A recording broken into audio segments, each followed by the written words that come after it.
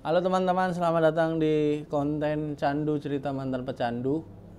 Kali ini saya tidak kedatangan siapa-siapa karena kemarin saya baru saja melempar di story di Instagram saya @firsafalaza. Buat teman-teman yang mau cerita tapi malu, langsung aja bagikan cerita kalian dan DM di Instagram @muxkreatif. Dan alhamdulillah banyak sekali teman-teman yang mengirim ini, entah laki, perempuan, tapi ya semuanya terlihat cukup miris dengan pengalaman teman-teman. Salah satunya hari ini saya tidak bisa menyebutkan namanya karena dia meminta untuk tidak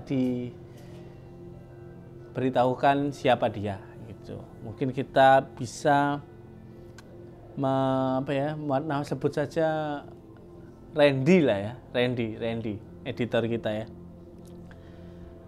Aku 2012 SMA kelas telu nyoba sabu. 2014 ketangkep, berarti dia selama 2 tahun. Ketangkep menjalani penjara vonis 4,6 tahun.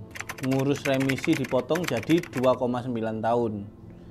Pas 2017 bebas. Nggak tobat, malah jadi pengedar. Pengedar kecil-kecilan. Terus 2020 ketangkep BNN tapi ditebus keluarga dengan nominal yang lumayan lah. Terus bebas gak malah tobat, dilanjut di gudang bandar sabu dengan kuota bahan yang besar. Nyampe beberapa on setiap barang datang dan punya kurir pribadi. Goks. Itu. Gila. Goks, maksudnya mentalnya kok nggak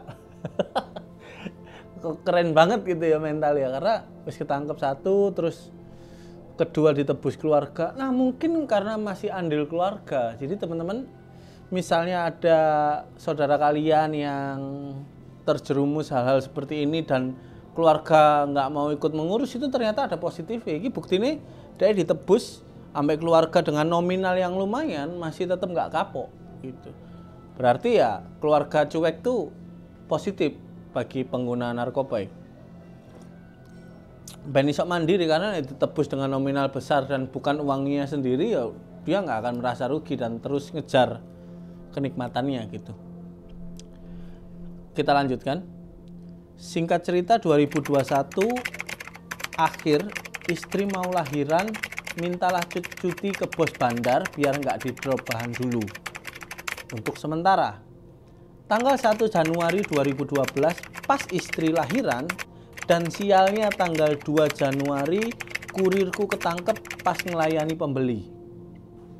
Terseretlah namaku karena track di WA ada chatku dan lain-lain.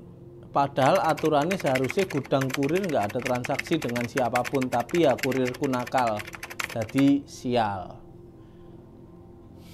Laki-laki dunia seperti ini, dunia kelam ini, kadang kita tidak bisa hanya menjaga diri kita, tapi lingkungan kita juga sangat-sangat berpengaruh terhadap keselamatan kita. Buktinya Mas Randy wis siap, itu wis gak mau jualan lagi di saat itu karena istrinya melahirkan. Kurirnya yang nakal, mungkin demi keuntungan pribadi atau apapun, karena duitnya memang cepet sih di dunia ini, akhirnya ketangkep juga.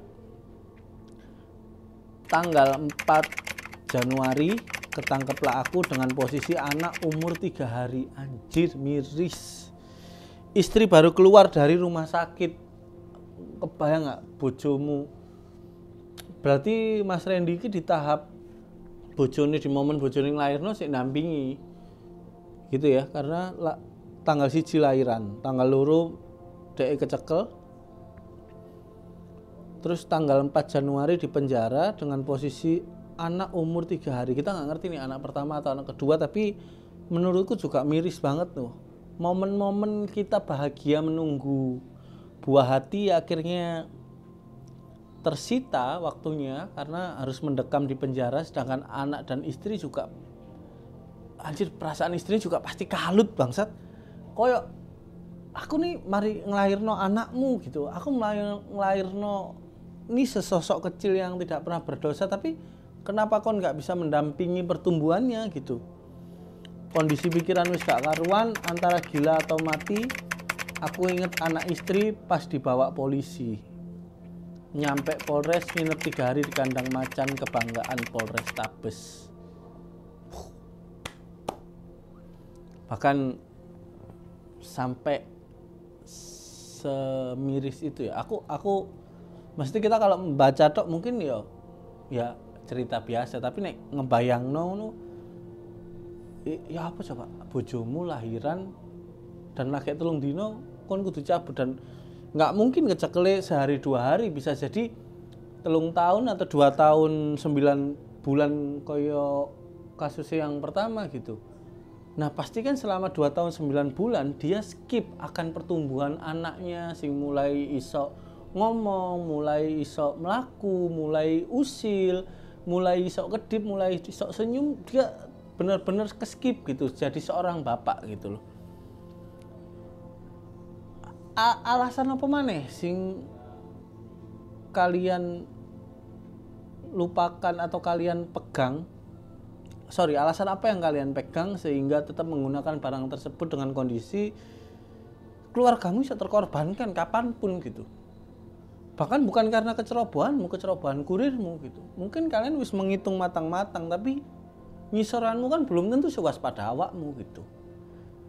Dan aku nggak ngerti cerita selanjutnya, tapi coba ya, kayak cerita selanjutnya itu dilanjutno ceritanya atau apa? Ceritaku durung mari wingi. Oh, ono perjuangannya pas gawe mandek. Oh, ono nih.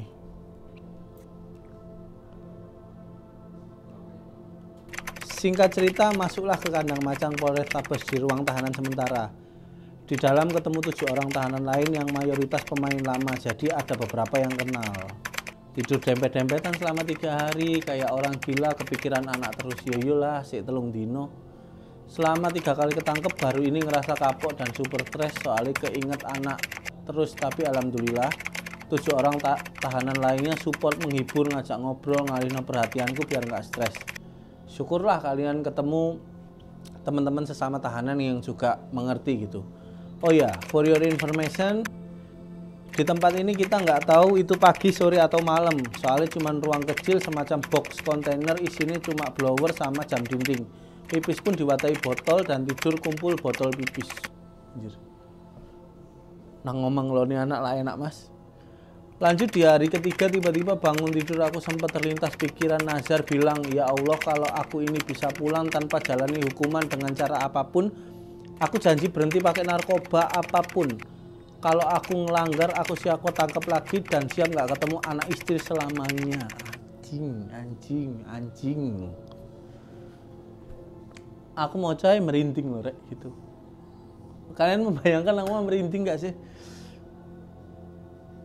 Dan sayangnya penyesalannya terlambat gitu loh. Menurutku ya, dengan cerita ini terlambat gitu. Dan sekitar Dan sekitar jam 3 sore kabar baik datang, aku dipanggil penyidik. Tapi sebelumnya aku ragu nih, panggilan apa? Mau ditetapin sebagai tersangka atau apa? Singkat cerita, ternyata aku ditebus lagi sama keluarga dengan nominal fantastis. Ya kira-kira mobil yang tahun-tahun baru ini dapatlah harganya anjing 200-300 ya Leo. Dia nggak menyebutkan mobil bekas. Setelah jalani pemberkasan dan lain-lain, jam 9 malam diantarlah sama penyidik ke keluarga. Tapi heran kok diantar penyidik dan COD di jalan raya, nggak sekalian ke rumah. Ternyata di jalan aku baru dibilangi kalau ternyata aku nggak bisa pulang ke rumah dulu, tapi aku harus masuk rehab selama 3 bulan. Soalnya salah satu orang yang mengurus dan bantu aku pulang ini dari lembaga rehab BNN yang kebetulan nangani aku waktu ketangkep kedua dulu tahun 2020. Kembali lagi, kadang BNN tuh di mata kalian cuma ngerti nih ya wong nangkepin narkoba wong apa, tapi kadang lembaga-lembaga pemerintah ini juga membantu juga gitu loh.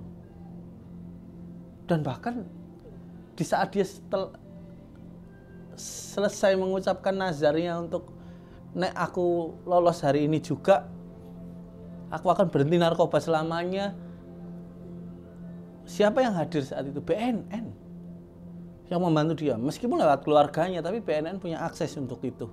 Salut untuk bapak-bapak BNN, terima kasih.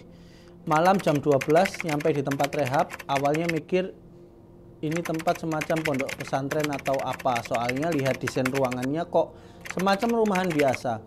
Sempat ngeremehin sih, dalam hati mikir metode apa yang buat tempat ini yakin bisa berhentiin pecandu. Nggak bakal ada bisa menurutku memberhentikan pecandu. Oke, semakin menarik. 1 minggu berjalan pikiran mulai terbuka. Ternyata metode nyerang mental yang menurutku kita dibuat tahu gimana rasanya jauh dari keluarga, semacam di penjara, cuman bedanya ini lebih manusiawi dan bebas berkegiatan asalkan mengikuti peraturan-peraturan yang berlaku di dalam rumah rehab. Kembali lagi, penjara PNN untuk pemakai narkoba sepertinya lebih layak. Ada banyak hal di rehab yang secara nggak langsung cuci otakku menggiring kebaikan, salah satunya kita sebut high power.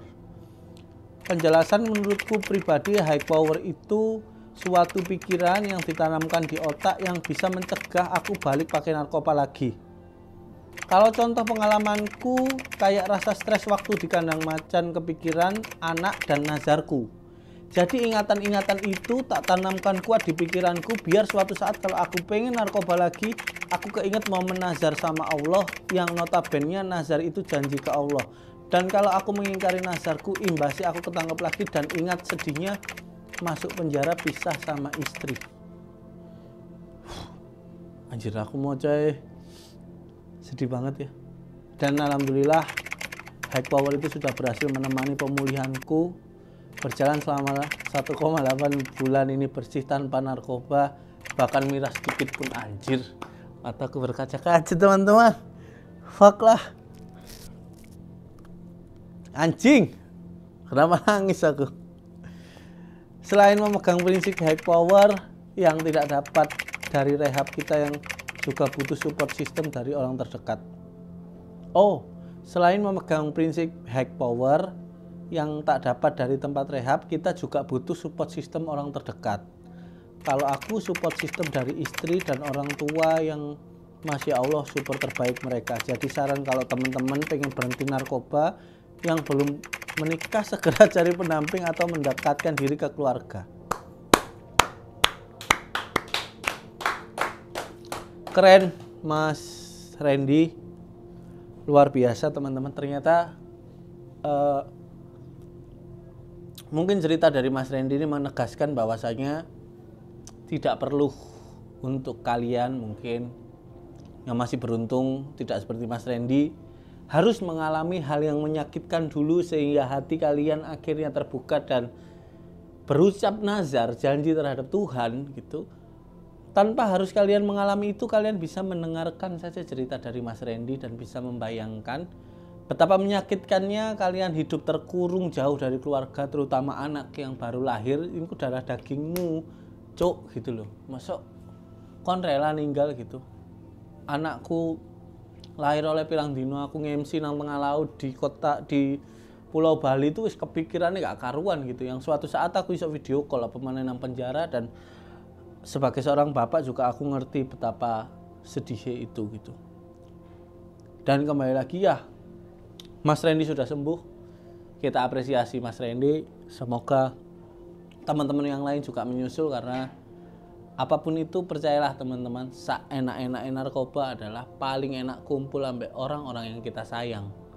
Ibumu, dulur-dulur kandungmu atau bojomu. Karena tanpa mereka kon duduk sopo-sopo. Tapi tanpa narkoba kon wong biasa. Terima kasih tetap di Candu, cerita mantan pecandu.